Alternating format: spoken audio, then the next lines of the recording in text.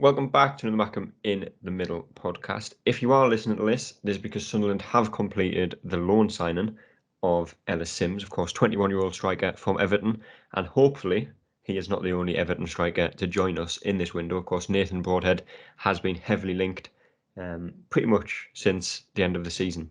A deal is supposedly close to being agreed, however, nothing is done yet. However, Ellis Sims is here. Probably too late to play on Sunday, or at least start on Sunday. But of course, there are plenty of Sunderland fans that probably don't know too much about them, myself included in that. So I thought, why not get someone to talk about him who has watched plenty of him, which is, of course, Dan, who is a Blackpool fan and, of course, part of the Up the Mighty Pool pod from Blackpool. How are you getting on, mate? You all right? Yeah, very well, thank you. Thanks for having me on. No worries, appreciate it. Like I say, Ellis Sims has joined Sunderland in the Championship on loan. It was a sign that was definitely needed since Ross Stewart was our only striker at the club. We've been playing the likes of Jack Diamond and Jack Clark up front as well. But it's an important signing and one that we're definitely glad to get through. He was linked with Blackpool, I think, very briefly. Obviously, spent a previous season on loan there. Are you a little bit disappointed not to see him back at Blackpool? Massively so. Yeah, I was really upset actually. He was fantastic for us, especially during the game against Oxford in the lead up to our promotion. Yeah. Really unfortunate that he got injured actually, and that he couldn't play that game, and that we couldn't re-sign him later on because he's had quite a long-term injury, I think it was. Yeah, so massively disappointed, especially because you've got Ballard as well. So it's like you've got a few of the old Blackpool old boys there now on loan. Embleton as well. Embleton, yeah. To be fair, he was always yours, though, wasn't he? But all three of those absolutely quality players. So yeah, massively disappointed not to get Sims. Yeah. How did he get on when he was on loan at Blackpool? Obviously, he spent the last season, or at least last part of the season, on loan at Hearts, where I know there's a few people who've been watching the Scottish football. I know my dad personally watches it as well, and he was a fan of him. Quite a few people have said he was, very good in Scotland. There's obviously that goal that was getting shared around. I think it was against Hibs, which was a very good strike. But looking at his time at Blackpool as a whole, how did he get on? Obviously, he was even younger at the time. He's still only 21 now. Yeah, it's really interesting actually, because essentially when he first came, he was a bit weak.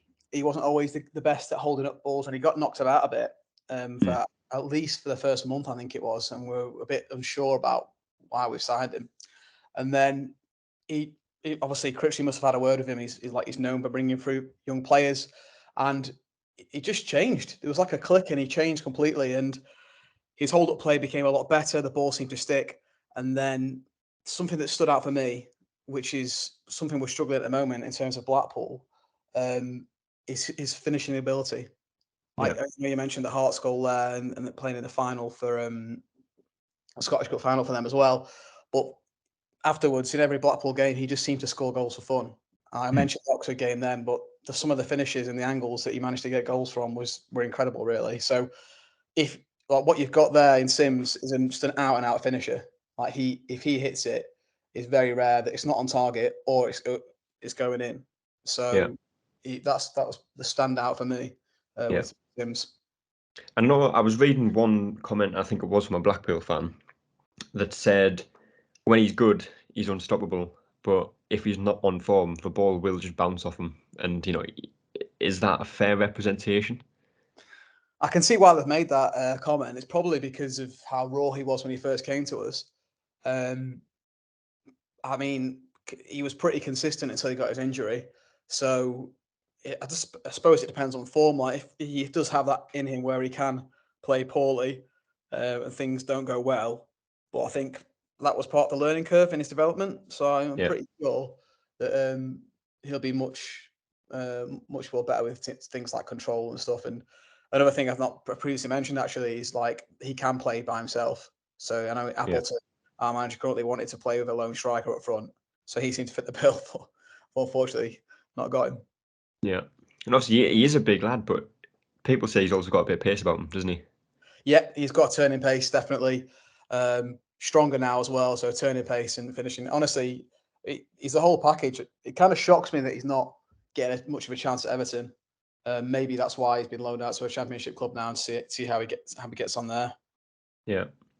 Obviously, we've talked about, like I say, he's a big lad. His hold-up players, his work rate is one thing that I've seen mentioned a few times. What would you say are the best parts of his game, and what would you say the worst? I say worst is probably a strong word, but what are the parts of the game that he definitely needs to improve on? Oh, that's a good question. Well, best is 100% his finishing. Not saying anything like it, to be honest. It's incredible. Um,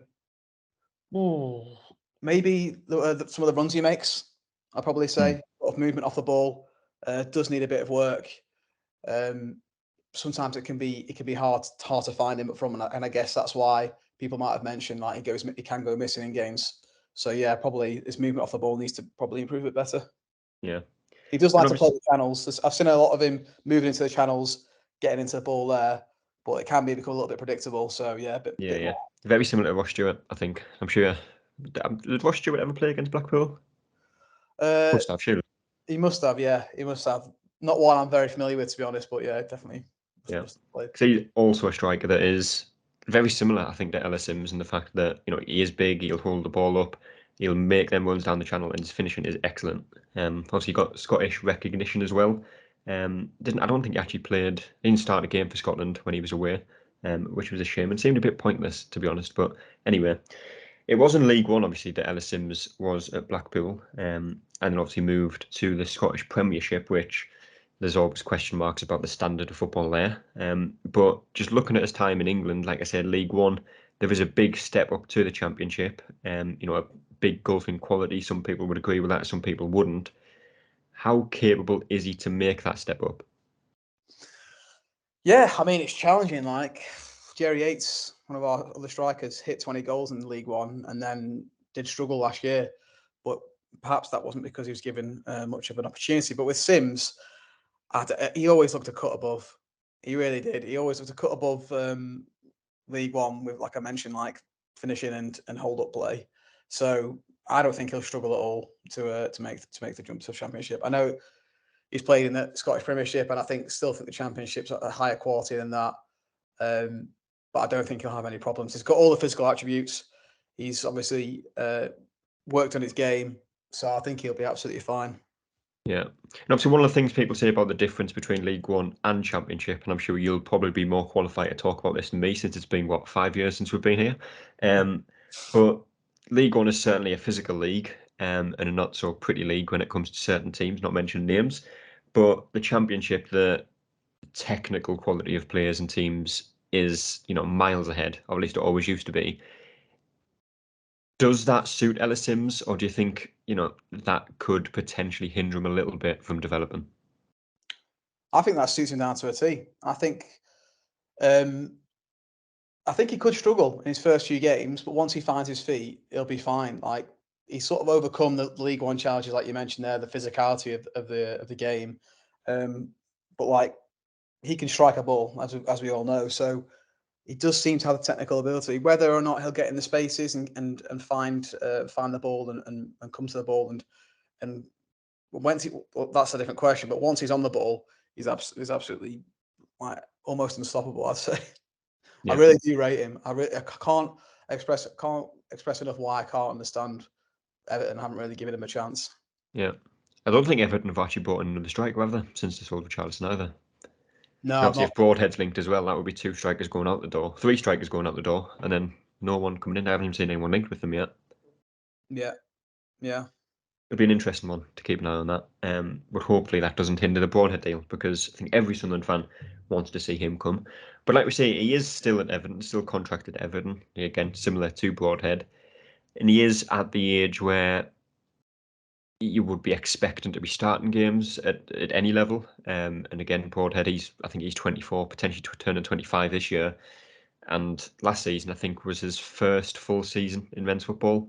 But could Ellis Sims still become a Premier League player, do you think, from what you've seen of him? I guess that's the tough question. Based on what I've seen, and continue with him, if he continues on the trajectory with his development, then absolutely. I think that's the question that's going to be answered after this season, I suppose, isn't it? Like how he copes with Championship football, because Yeah. that ultimately will tell us whether he can make the jump. But what I've seen from the development of some of our players is that they've come from League Two, League One, and sometimes they actually perform better in the Championship than they do like in the lower league. So it'll be interesting to see. I'm sure you'll find that with a few of your players as well, especially the ones that maybe not as big and a bit more technically gifted, that they'll really flourish in the Championship. Yeah. So I mentioned Ross Stewart before.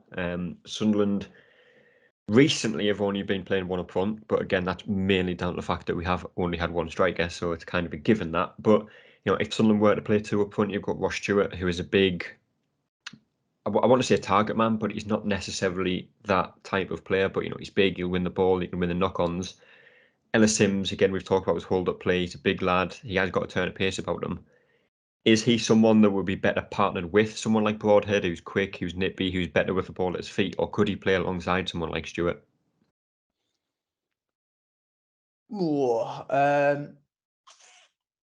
I can't remember him. Like, to be honest, when we had games with Gary Medine up front, obviously both big lads, both similar style play. I don't actually remember them. Sorry, playing the best together. If I'm quite honest, I just remember that Sims playing well in the games that he was a lone striker or with someone like a Jerry Yates, like someone who's more technically gifted. So yeah, I can't remember which one you said was more technically gifted, but probably better with that one. Yeah. We'll have to see, won't we? I'm sure he would cope with someone who's big up front, but it kind of, I remember it being a bit of a clash to me personally. Yeah. I don't know what Blackpool are like at this, but I know Sunderland have this, I want to say, curse where any ex-player turns up against us and seems to score. Obviously, Chris Maguire got a hat-trick against us last season, and I genuinely think they were the only goals he scored all season. Conor Wickham scored against us. I could go on for days talking about ex-players that have scored against us. Do Blackpool have a similar thing with players returning? And I think it's 4th of October, the first game between these two teams. Could Ellis Sims be the guy that scores the winner against Blackpool? Wouldn't surprise me. Put it that way. We don't have too many voodoos as I can remember. Like, if you like, as I can remember. But yeah, I'm pretty sure Robson didn't score against you, so there's one to floor your. He was no good, to be honest. But yeah, not too many that I can remember, but it wouldn't surprise me. Robson was always well liked by MK Dons fans. Was he not the midfielder that you thought he was when he signed to Blackpool? No, he wasn't. No, he just wasn't. He went missing a lot in games. Embo was an absolute cut above him. Yeah. So as soon as Embo made an instant impact, what a fantastic player you've got there. Just everything about him, sort of energy levels, ability, technical aspect of the game. Like, he was, leagues above. So there'll be 3 ex-Blackpool players turning up to play against you. That'll be an interesting one to see. Can't wait. I don't think Blackpool have any ex-Sunderland players at the minute, do they? Off the top of my head, I can't think. Not that I'm aware of, no. I don't think so. But anyway, the last point I will say is obviously he is somewhat of an unknown quantity to a lot of football fans and probably a lot of Sunderland fans as well. What would you say to the Sunderland fans that haven't heard of him, probably don't have access to the videos that people see of him? For example, that goal against Hibs, 4 Hearts. What would you say to people that aren't sure of the signing? I'd say be patient. He's got to make another step up to the Championship. It might not come straight away, but once it does come, he's unreal. Once he's got that confidence behind him and he's playing well, he's a lad who's got his head switched on. He was staying with his parents, I think, like sort of Manchester area or outside Liverpool area, and going to and from Blackpool games. So he's got his head switched on. He's not messing about, and he'll try his best. So just try and be patient with him, get behind him, and I'm sure he'll do well for you. Yeah, hopefully so. And like I say, I think it is probably going to be a little bit too late for him to play on Sunday. Although, who knows? We do have one striker. I'd imagine he does feature at some point, probably off the bench. But one last thing before I let you go, Dan, completely away from the whole Sims debate. Okay. What are your predictions for this season in terms of where Blackpool are going to finish? It's been a ropey transfer market for us. I'd be happy with promotion, but I don't think. I'm sorry, not promotion. Sorry, I'd be happy with staying above. I think anyone would be happy with promotion. Yeah, no. I mean, I'd be happy staying above the relegation zone. To be honest, I generally think about 18th. I don't think we're going to do as well as last year. Put it that way. We've lost absolute key member in Critchley, obviously our manager. We haven't had the best transfer dealings, but we do have a better squad starting than last year. So I think we'll be fine, but I think you'll probably do better than us, to be honest. Yeah, it'll be an interesting one to see. There's so many pundits seem to have Sunderland as an outsider for the playoffs, and I really don't know where they get this optimism from, but I'm all for that. I'm all for that. But anyway, we'll call it a day there. Of course, we will have more podcasts out in the future. We'll have one out on Monday to talk about Sunday's opening game at home to Coventry, which of course there is a preview out for now. If you haven't already listened to that, go and listen to it now. But I appreciate you coming on, Dan. It's been a pleasure. Yeah, cheers. Enjoyed it. And until next time, we will see you later. That's all, folks.